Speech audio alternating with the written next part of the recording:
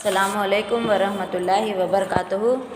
आज हम chapter number 2 account में डिबेंचरना हिसाबो सीखने जा रहे हैं, स्टार्ट करने जा रहे हैं। Accounting for debentures.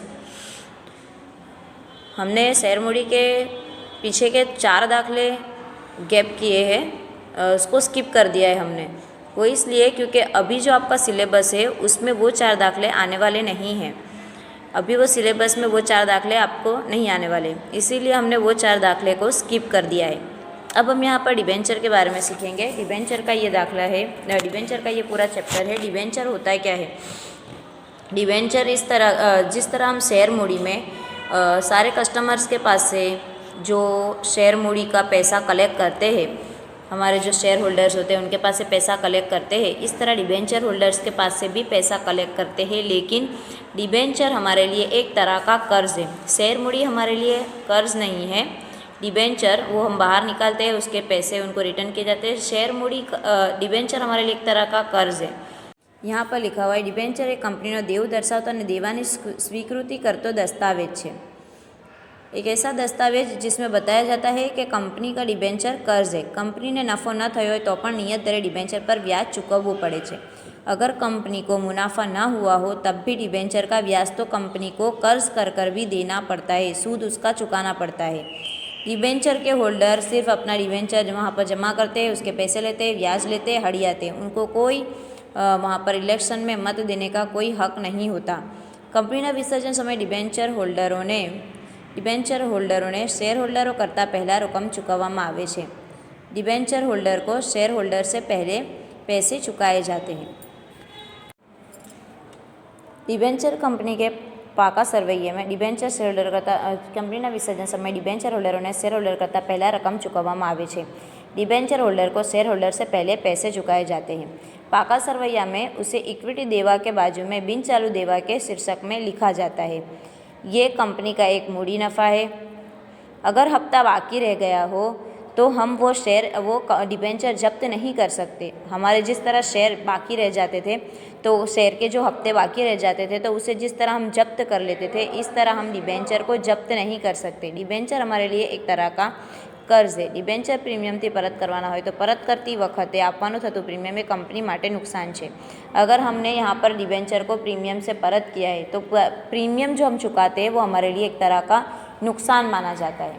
इसके जो दाखले होते हैं वो दाखले हमारे बिल्कुल हमारे इसके जो दाखले शेयर मूड़ी के दाखले की तरह ही होते हैं। शेयर मूड़ी के जिस तरह के दाखले होते हैं उसी तरह यहाँ पर भी दाखले होते हैं।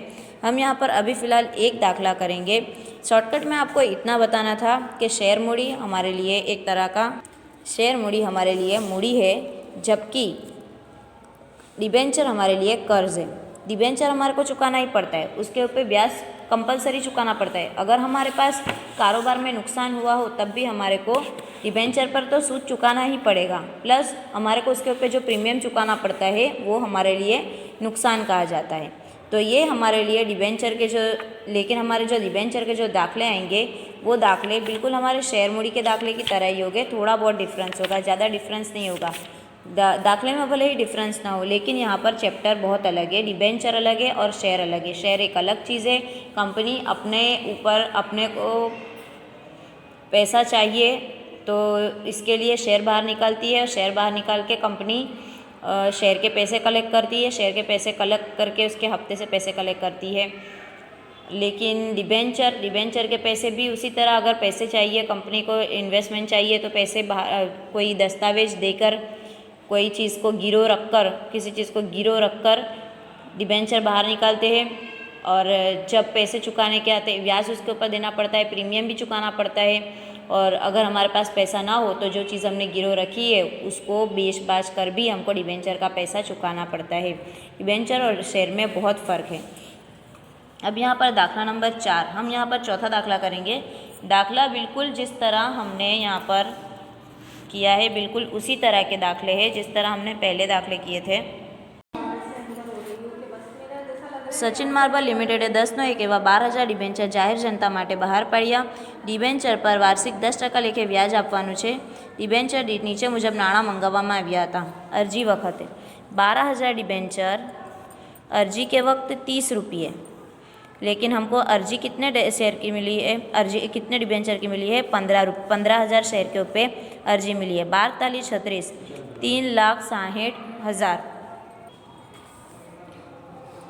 12,000 शेयर के ऊपर 45 रुपये, 45 ज़रब 15,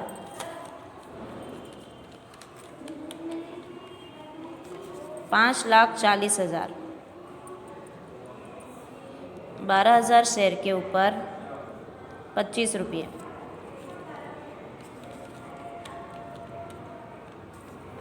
30 लाख, 3 लाख,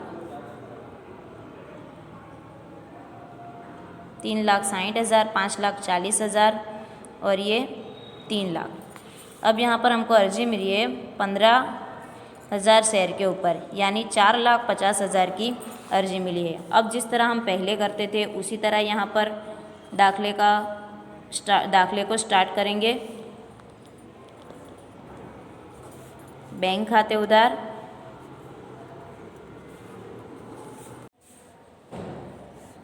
अब यहाँ पर हम एंट्री करेंगे बैंक खाते उधार 4,50,000। उस दाखले में हम लिखते थे इक्विटी शेयर अर्जी, अभी हम यहाँ पर लिखेंगे 10% डिबेंचर अर्जी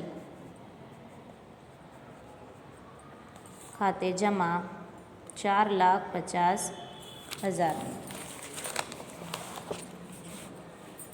उसके बाद हम एक्स्ट्रा की अर्जी जिस तरह वहाँ पर रिजेक्ट कर देते थे उसी तरह यहाँ पर एक्स्ट्रा की अर्जी रिजेक्ट करेंगे। 10% डिबेंचर अर्जी खाते उधार 4,50,000 ते 10% डिबेंचर खाते 3,60,000 ते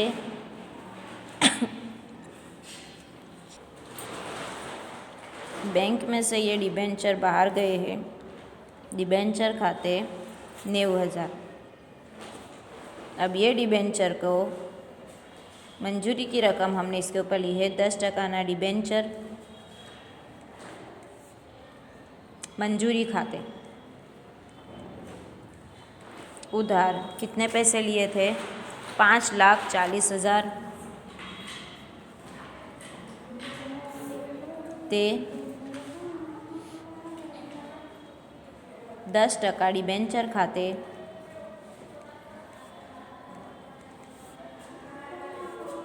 5,40,000 बैंक खाते उधार 5,40,000 ते 10% डिबेंचर मंजूरी खाते, मंजूरी का खाता बंद। ये पैसा हम डिबेंचर मंजूरी के खाते में, डिबेंचर के खाते में लेके गए 5,40,000।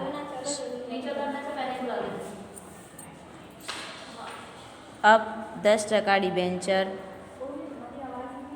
हफ्ता खाते उधार 3 लाख, हफ्ते के पैसे आए थे 3 लाख ते 10% डिबेंचर खाते 3 लाख, बैंक खाते इजी है। शेयर मूडी का जिस तरह पहला दाखला था उसी तरह यहाँ पर भी पहला दाखला है 10% डिबेंचर हफ्ता खाते